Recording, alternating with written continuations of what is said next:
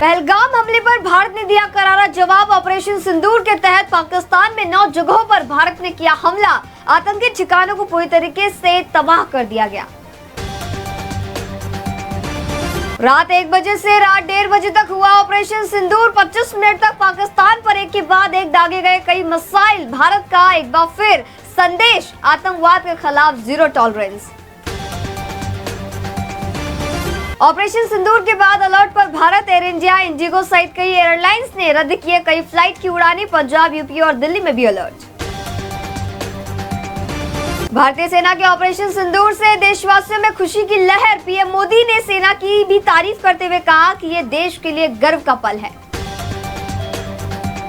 Operation सिंदूर से बौखलाया Pakistan. LOC पर शुरू की अंधाधुंध गोलीबारी। भारत ने भी चेतावनी देकर कहा कि अगर कुछ आहत की तो मिलेगा और भी ज्यादा करारा जवाब। भारत पाकिस्तान तनाव के बीच महाराष्ट्र सरकार आज 16 स्थानों पर राज्यव्यापी मॉक ड्रिल करेगी। सिविल डिफेंस और पुलिस हाई अलर्ट पर। ऑपरेशन सिंदूर पर हमले के मृतकों के परिजनों की प्रतिक्रिया आई सामने। पुणे में जगदाले परिवार ने कहा कि हम हमले से संतुष्ट हैं, पर पूरी तरह नहीं। जब तक देश से आतंकवाद का नाम नहीं मिट जाता तब तक हमें संतुष्टि नहीं मिलेगी। वहीं जान गंवाने वाले संजय लेले के बेटे का भी छलका दर्द। बोला, हमला रुकना नहीं चाहिए। मुंबई समेत आसपास के उपनगरों के लिए आज भी अलर्ट जारी। शहर में अचानक तापमान में आई भारी गिरावट। भारी बारिश के साथ आंधी तूफान के भी आसार। कल्याण में तूफान ने मचाई तबाही। रिक्शा के ऊपर गिरा पेड़। 3 लोगों की दुर्भाग्यपूर्ण तरीके से चली गई जान। घटना से इलाके में हड़कंप। ये तो ट्रेलर है, पिक्चर अभी बाकी है। ऑपरेशन सिंदूर पर महाराष्ट्र के डिप्टी सीएम एकनाथ शिंदे का आया बड़ा बयान।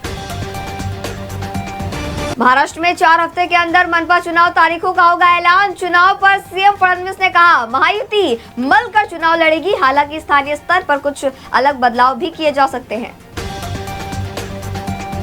बीएमसी अधिकारियों ने मॉनसून के दौरान मनपा चुनाव कराने के सुप्रीम कोर्ट के आदेश पर चिंता जताई। लॉजिस्टिक्स संबंधी चुनौतियों और कम मतदान का हवाला दिया।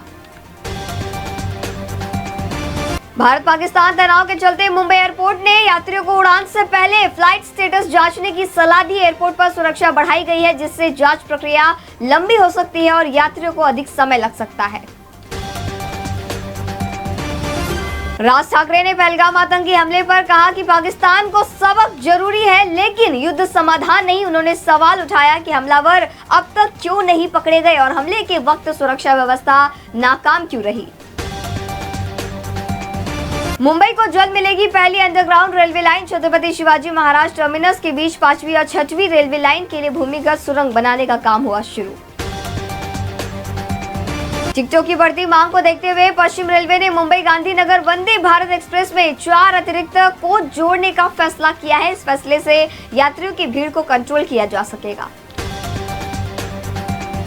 फेरी ऑपरेटर्स एसोसिएशन ने गेटवे ऑफ इंडिया के पास 229 करोड़ रुपए के जेटी प्रस्ताव का किया विरोध। कहा कि ये जेटी नावों के लिए संचालन और उनके सुरक्षा के लिए उपयुक्त नहीं। चंडीगढ़ से मुंबई जाने वाली इंडिगो फ्लाइट में बम रखे होने की धमकी मिली। जांच में धमकी फर्जी निकली। फिलहाल हमले के बाद सही हालातों पर रखा जा रहा है नजर। मुंबई में सोने चांदी के दामों में बदलाव। 10 ग्राम 24 कैरेट सोने की कीमत 89,200 रुपए पहुंचा, तो वहीं चांदी 99,000 रुपए प्रति किलोग्राम पहुंची। भारत ने पहलगाम हमले का लिया बदला। शरद पवार ने की प्रशंसा। बोले, भारतीय सेना के पराक्रम पर पूरे देश को गर्व है।